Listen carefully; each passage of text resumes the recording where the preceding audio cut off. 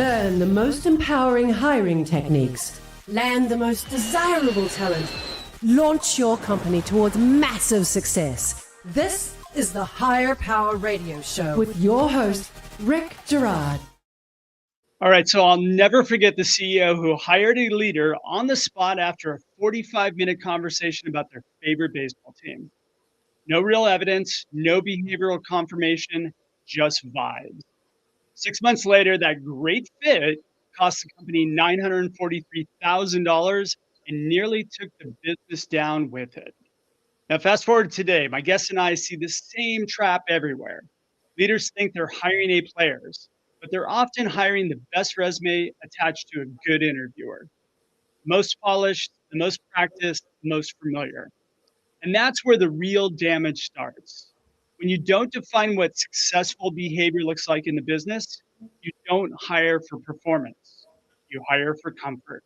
I'm Rick Girard, and welcome to the Higher Power Radio Show. We help entrepreneurs and executives win the strongest people. We do so by sharing insights from top-performing rebel entrepreneurs, game changers, and industry leaders like our guest today, Mr. Greg Cleary. Now, Greg is the founder of Pinnacle Business Guides. Greg is a business coaching expert with over 20 years experience helping leadership teams achieve their goals. As the founder of Pinnacle Business Guides, a former certified scaling up coach, and a record-setting EOS implementer who's worked with over 500 companies. Greg knows exactly what it takes to build elite teams, and his mission is simple: to help his clients summit their business mountain with Pinnacle, which is what makes Greg the expert, the perfect expert for today's topic. Greg, welcome to the Higher Power Radio Show today. Thanks very much, Rick, for having me. Glad to be here. Oh, I'm so excited to have you. So, man, we had a conversation the other day, and I think we have the meeting of the minds. Not only do we both have great haircuts, but we both kind of see things similarly from a hiring perspective. I mean, like, I'm just going to throw it out there. Executives are terrible at hiring, right? And yes, the goal of this show is to really get them good at what they're doing. So let's talk about like kind of what you're seeing in your coaching practice that that you're kind of seeing over and over again with business leaders these days. So, Rick, it begins with sometimes they think they can just, give the key hiring to HR or somebody else, right? They try to outsource that and they think that that's going to be the silver bullet. But the entire leadership team, right? They need to build their teams, and unless the CEO has an A player suite, they're never going to go very far. So I think you've got to build the seat first. We call it the results ownership chart. What are the results you want them to own? We really need to identify truly what is an A player that fits our values along those lines. And as you alluded to in the very beginning, most of them, are terrible. They've read a book or two and they think they're really good at hiring and they go with their gut hire. And, I love to ask people, ask those CEOs, ask those owners, even the small businesses, what is the worst hire you've ever made?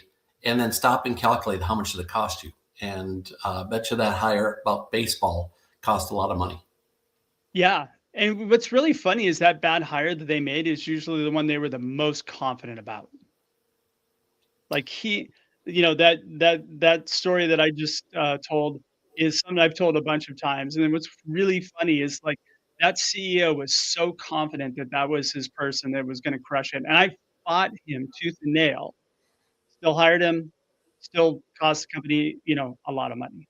Right. So where are you seeing is where's the problem? Where's the root of the problem?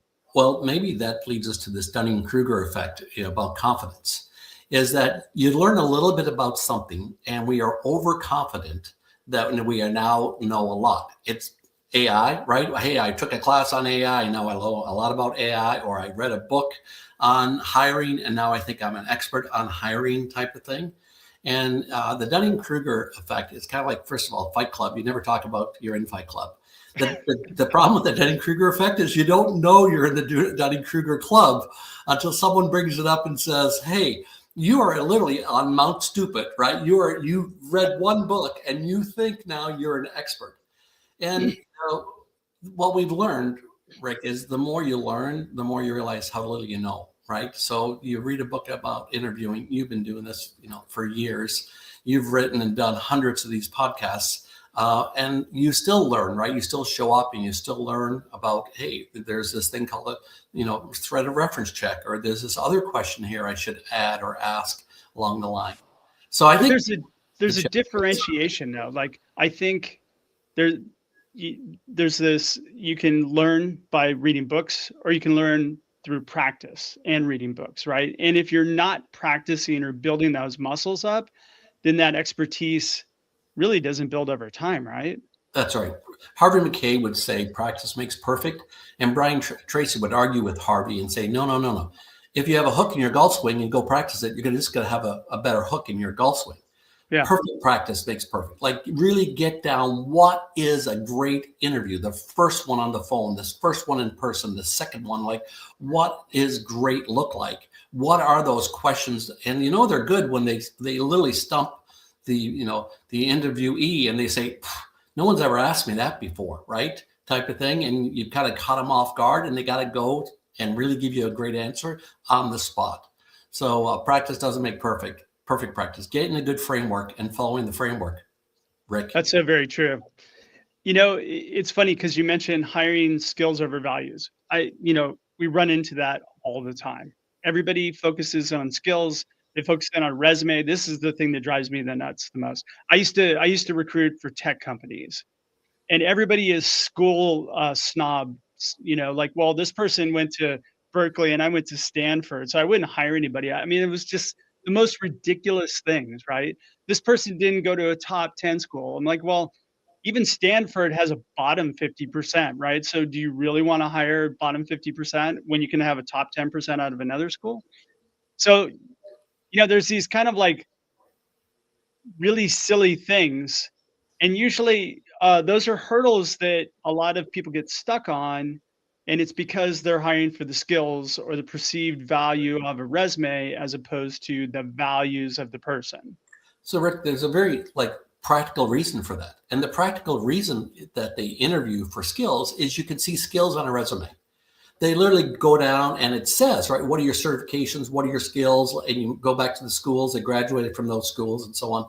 So you can see that on a resume. What you can't see on a resume is really their drive, their ambition, their behaviors, do they fit your values? You don't see that on a resume at all. And so we get good at looking at skills, and we're not very good at looking at fit. Now, every time they hired that person with skills, when they fire those people, they don't fire them because of a lack of skills. They fire them because they just don't fit your culture. They just don't fit the team. They're just like, nobody wants to work with them. They're like, oh, I got to go take a shower. I just spent a day with those people, right? So that's why they're moving those people off the teams, not because they didn't have the skill to do the job as a CFO. It's because, man, they just don't fit. They just don't believe what we believe. They don't value what we value. And so we got to move them out. Yeah. And that's such a key thing. I found that positioning, which is kind of like what a person desires and their core values, and then evidence of performance, and its transferable performance, are actually much clearer indicators of success than simply, what's on a resume or that surface level conversation that you have with somebody who interviews really, really well because they have a lot of practice and they're good at getting the job, but they're not good at keeping the jobs. And I get really excited about the person who, has a terrible LinkedIn profile and is nervous about interviewing. Can I talk about that for a second? Yeah, let's do it. So we call them A players. And so the A players really love standards. They want to work with other A players. They want authority and responsibility. They want autonomy. They're never going to tell you they're an A player, by the way, right? No. They just won't. You ask them, how you doing on performance on a scale of 1 to 10? They're going I'm an 8. And you're like, oh my gosh, they're a 13 right there. Steve Jobs said A players can be 50 to 100 times more productive. He was talking about coders at the time than a B player. Now, the B and C players, the C player gets a lot of practice interviewing. They're going to tell you how great they are. They are always interviewing, moving jobs every 18 months, getting higher pay, higher deal. And just what you said, the A player, they're not looking for a job. The war on talent is over, by the way, and talent has won, right? And so that A player is at the same job for I had a call this morning with the CEO, and the person they're talking to has been at the same place for 18 years as the VP of manufacturing. He hasn't done a resume, I'm sure, in 18 years. He hasn't interviewed in 18 years, right? Yeah. And that person's not going to interview very well. And the resume is going to look terrible. But you can't get faked out by the resume. Okay, that's so easy to do that today with AI, to go, like, look at your company and ask about your core values and what questions should I, and how should I present and how should I show up. And so the C players are interviewing really, really well, and the A player is probably a little bit nervous. You're so spot on. Like, that's been my experience throughout my whole career, is that A players don't interview well. They're nervous, and they're like, it's like an activity that's super stressful if you haven't done it a lot. And I have found that the best hires that I've ever made were the people that botched the interview. And, so I think of the interview process should be a situation where you set people up for success. You tell them what to expect, and then let them either flourish or hang themselves, right? Because, one of the things that I started doing in our interview process is actually feeding people the interview questions. Of course, we dig deeper, but we tell people to prepare. Here's your interview question. We're going to dig really deep on this. So prepare the storyline, and let's come back and talk about it. Now, I don't tell them what behavior we're evaluating them against, but it at least gives them the ability to set themselves up for success. Absolutely, Rick. Asking those questions. Sometimes you got to lead the witness. Hey, Rick, at our company, we have a book club, for leaders, and we read about 12 books a year. If you were hired by our company, how many books do you think you would read over the course of the year? And they go, well, I'd read 12. I'd be in all of them. So then guess what? They get in there the first month and they're too busy. They don't get into the book club. They don't read the book the second month. How many months do you want that person to go on? We cannot have them be here for 6 months. You go back and say after 3 weeks, hey, you said you're going to read 12 books.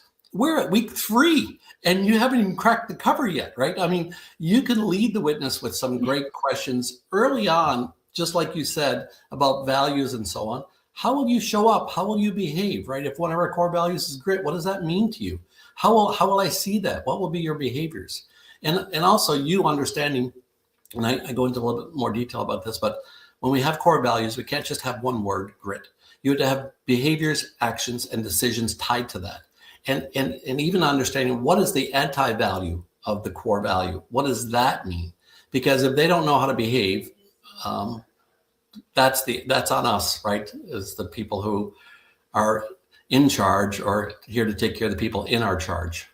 All right, I want to dig into that in a quick second.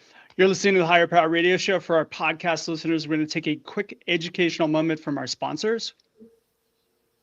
All right, welcome back. I'm digging in deep with our guest, Greg Cleary. He's the founder of Pinnacle Business Guides. I almost went the whole show without my words. All right, so Greg, you just opened the door on something that I really want to dig into, right? So let's talk about behaviors because, I think we both agree on this.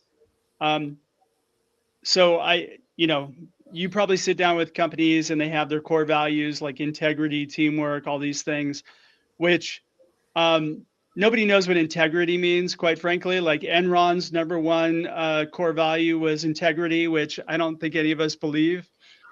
At the same time, you've got to have some context or some like a North Star behind those behaviors, and they should be measurable in my mind. Yes. Because if you can't measure them, then you can't really fairly assimilate, extrapolate whether or not somebody lives those core values. Rick, when you go to look at your core values, you can't Google them. You can't look at what other people have. You can't have these permission to play like integrity and safety. And like, if you have to tell me you have integrity, there's an issue with that, right? If you're a bank and say one of our core values is integrity or we're customer first, that's like the brain surgeon saying, hey, one of our core values is attention to details. Well, no, Doc, I hope your core that you have far more than attention to details as a brain surgeon, right? Type of thing. I'm pretty sure that's a skill, isn't it? Yeah, it is. And so it's a discovery process. You literally have this block of marble like Michelangelo, and you're just chipping away all the noise, right? You're just chipping away. Jim Collins had his mission to Mars and said, hey, we're going to recolonize Mars. We're going to send these 3 or 4 people to Mars to recolonize. Who would we send? And then you go through this discovery process of like, what is it about them that put them on the team, the mission to Mars team? And you realize they are behaviors and there's qualities and attributes for them. And then when you go through that, then you start to realize like those are the people, you got to know these people. You can't pick, who are 3 people that you'd like to clone, Bill Gates, Steve Jobs, and Warren Buffett. Well, you don't know those people. You don't really know their values. So you can't actually chip away at that. But it is a discovery process, and you chip away and then you're left with the essence. And then you have to bring the behaviors, the actions and decisions and examples and really bring that to life in your organization and not just put them in granite up on the wall that no one pays attention to, which happens a lot, unfortunately. Yeah, it was funny because I used to get a lot of times, hey, we'd like you to find us another guy like Steve. Steve's really good, but like in finance, not in engineering, right? And it was, are you kidding me? Like that doesn't even make any sense. I'm not going to, so let's drill down on the core values piece, because let's talk about actions, behaviors, and decisions, as you just mentioned. So what are actions? What are behaviors? What are decisions? Give me an example of that. Yeah. So a behavior, let's say your grit, a behavior could be, listen, we're in construction and we're building buildings and it's the weather and it's muddy and so on. And grit means like, we're just going to lean up. We're in the mud. Like it could be that we're just going to lean into the weather, and we're not going to use it as excuses along those lines. Yeah. Actions could be just exactly that. Like we know that our people are gritty, and we're going to give them the tools and that we support for them. Like we're going to show up and say, hey, I know the job site's a mess today, but here's what we're going to do. And we as leaders show up with actions. There's the supervisor, the general superintendent, or decisions. We are going to pay them or do something different or bring them lunch, right? Or whatever, while they stay on task. And it's different, Rick, for different roles. How that shows up in the field, how it shows up in estimating, in project management, and the finance office. Grit looks different in finance than it does in the field, right, for a construction company. And we owe that clarity to the person in finance to say, here's what grit means, right? We're not going to let these projects get sideways or get behind or get receivables, or what does grit look like for those people? Okay, so this is a really cool one to break down, because so what you're doing is you're defining what grit looks like in this company, right? So willingness to get down into the dirt, do what needs to be done. It actually can transcend different roles if you word it properly, right? Maybe your finance person, you might need them to, go out to a site and estimate, and it might be raining, and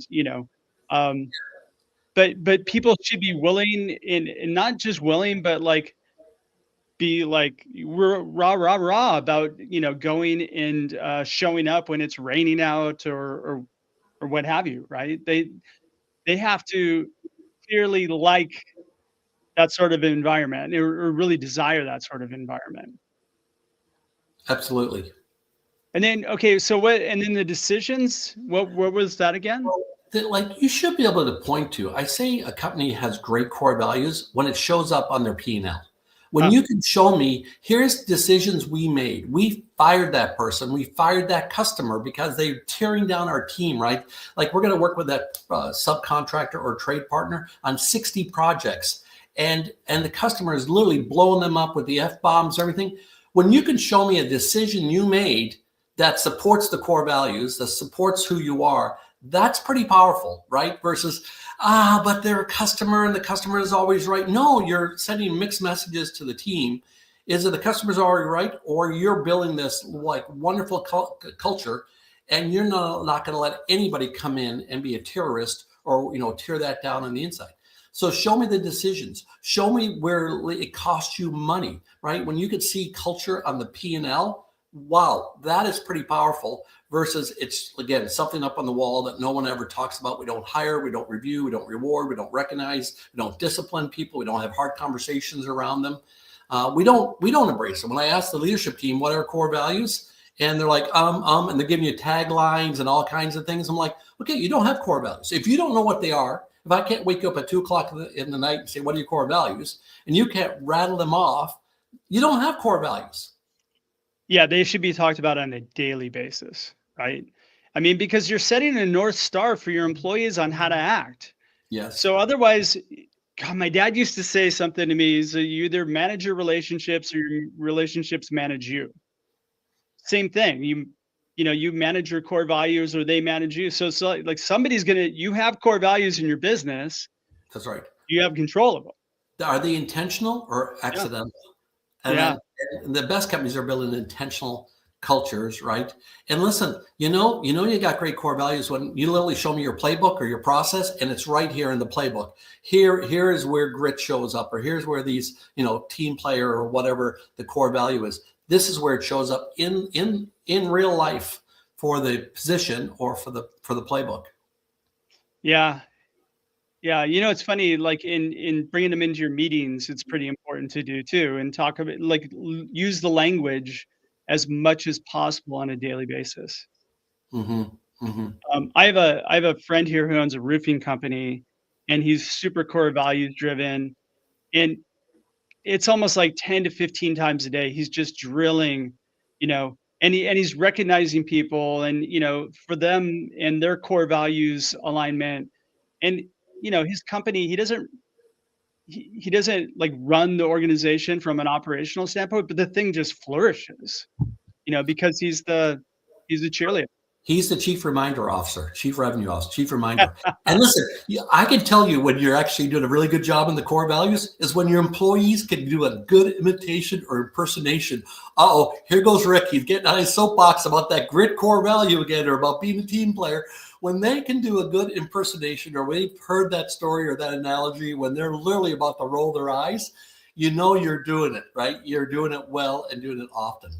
Well, also when it gets thrown back at you. So Yes. I just had a conversation today where one of our core values is commit action, and I'm going back and forth about something. I'm like, this is not right though. And I totally got it. Okay, but you're not committing action here. So I'm like, "Ugh, I can't argue with that. You're right." So It um, starts with us, right? The bottleneck is at the top of the bottle, for and sure. culture starts with us. And if we don't embrace them, and I love to ask leadership teams, how would you grade yourself? Because we're so good at grading everybody else and saying, "Oh, they're a 7, or they're this, or they're not living our core values." Well, what would they say about us? Are we walking the talk? Do we embody those? Do we know what they are? Are we calling them out? Are we living by them? If we're not, we're just hypocrites, right? Like, don't expect. The law of the lid says, if we're a 7, don't expect the team to be above the 7, right? If we're a 7, if we're a 9 or 10, or we're all in on the core values, then you can expect people to be all in. But if you're not all in, don't go around telling people they're not all in on your culture. Yeah. Hey, let's talk about, we haven't talked about this yet, but when we talked earlier, you had talked about building a results ownership chart. Yes. Talk to me a little bit about that. Everybody wants clarity in their role. Who owns what? Who reports to who? And so, I've evolved. It's like an org chart on steroids. So people don't need a 3-page job description. And you've seen those, Rick, over the years, right? And we added the last bullet after we've come up with this wish list for this role. We say, and other duties assigned, just in case we forgot something in the 3 pages. And so I believe in just boiling it down, right? That 80-20 rule or 90-10 rule. The person, hits the ground running every morning. They show up at the job site at 7 o'clock or 8 o'clock. What are the 3, 4, 5 obsessions they should have that really makes up 80% of their role? And what do we want them to do? And they crave that clarity, and they want that clarity, and it's up to us. So we call it a results ownership chart. Is what results are you accountable for? So we give you a number 1 goal. We give you your obsessions. We talk about winning the week. Like, what does winning the week look like? I meet you on Friday afternoon. You're walking out. I say, Rick, how was your week? You go, it was awesome. I say, well, did you win? You say, yes, I win. Thursday at 2 o'clock, we won because we got to the schedule on the job site. We had no change orders that were unforeseen. We had no accidents, no recordables. Like, what does win the week look like for you? And so we spend a lot of time getting that down into this one simple document for them, where that team member can look and say, here's my number one goal. Here's my obsessions. Now, they're also, Rick, not activities. It's not warehouse logistics, customer service. It's you own the logistics process, or you own or achieve goals and metrics, or you own the client experience. And when you empower A players to do that, man, they will just rise to the challenge and surprise you. Yeah, it's funny because we do something similar where we just build out 30, 60, 90-day performance metrics and then, then keep ratcheting those up, right? But especially, you're right, 100%. A players want to win, and they want you to tell them how to win, right? Like if you can actually give them clarity, because that's all people want. They want, how do I do my job great? Nobody wants to show up to a job and do terrible, right? And again, I think job descriptions, that's what we set everybody up to do. The wish list thing drives me batshit crazy because nobody knows what any of it means. And, you and I both know it's all written for compliance and defensibility and not really anything else. It doesn't really, it informs, and most people never look at them again. Once they get through the hiring process, the results ownership chart is a living, breathing document. It evolves, right? You achieve goals and metrics. If that's your number one obsession, you're going to say, well, what are my goals and metrics? How am I being judged, right? What is the bar, the standard that I need to live up to? And, standards, clarity, numbers versus anecdotal, right? We don't like the attaboys. Like they want to know exactly, where do I need to be? Where should I be? Am I ahead or behind?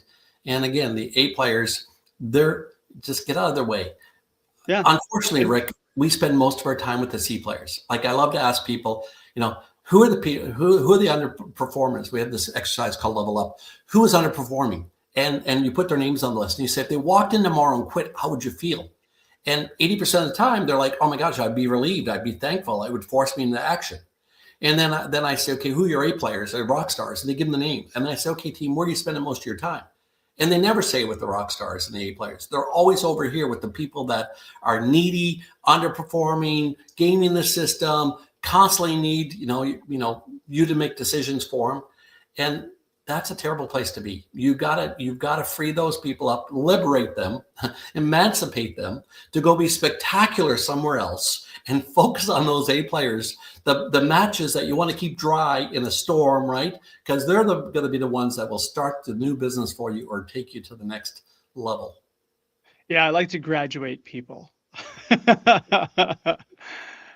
All right. So the third point that you brought up was aligning the employee experience with the client experience. Talk to me about that.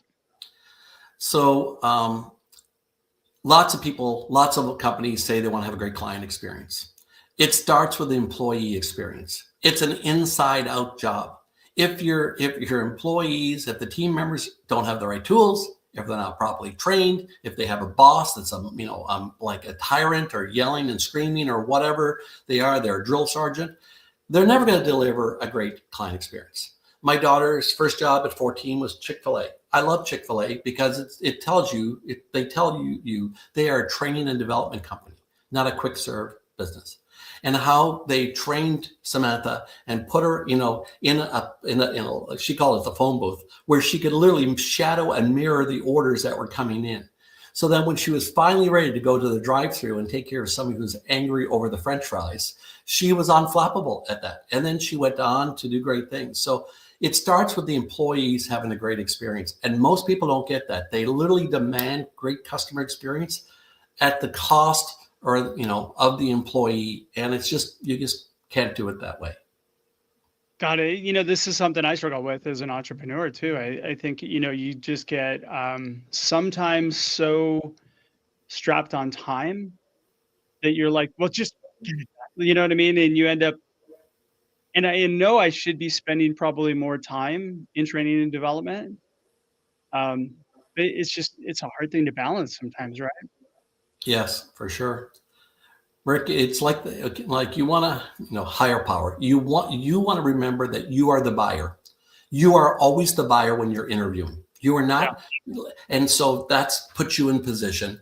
And one of my lines when I was a sales coach, and I'd be hiring and coaching people, I loved to remind some of my salespeople. I said, you will be fired with enthusiasm, or you will be fired with enthusiasm.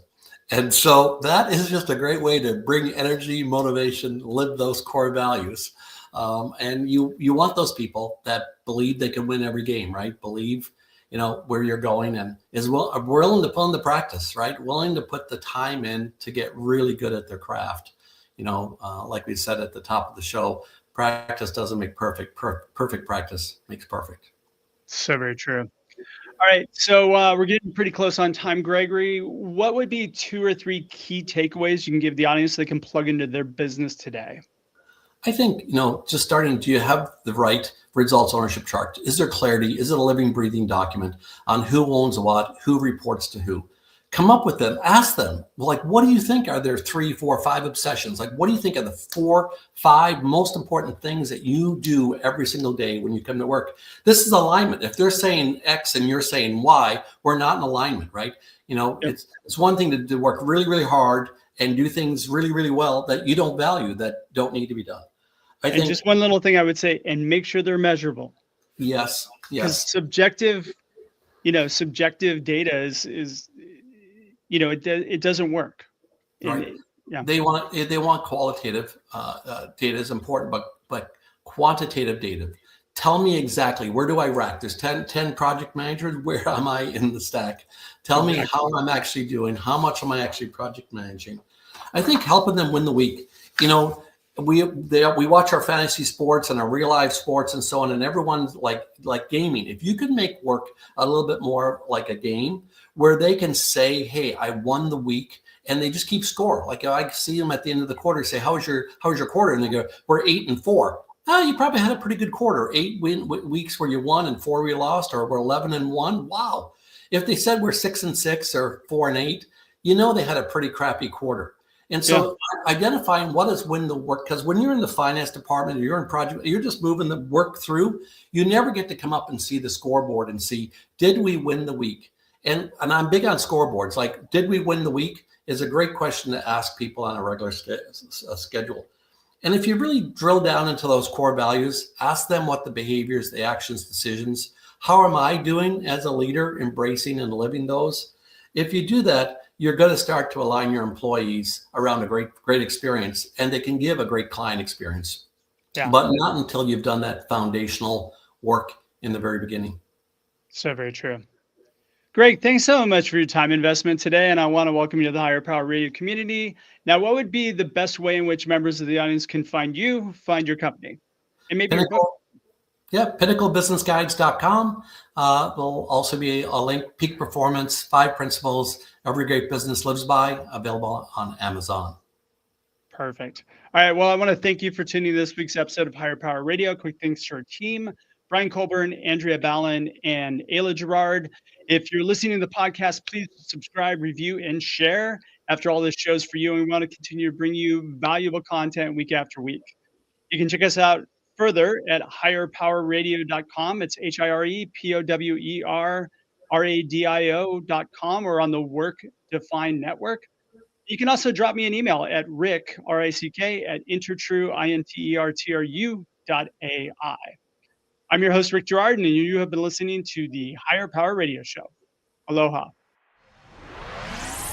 Thank you for listening to Higher Power Radio. Catch our LinkedIn Live show every Tuesday at noon, or download the podcast on iHeartRadio, iTunes, YouTube, or your favorite podcast platform. We appreciate you joining us on Higher Power Radio with your guide to hiring success, Rick Girard.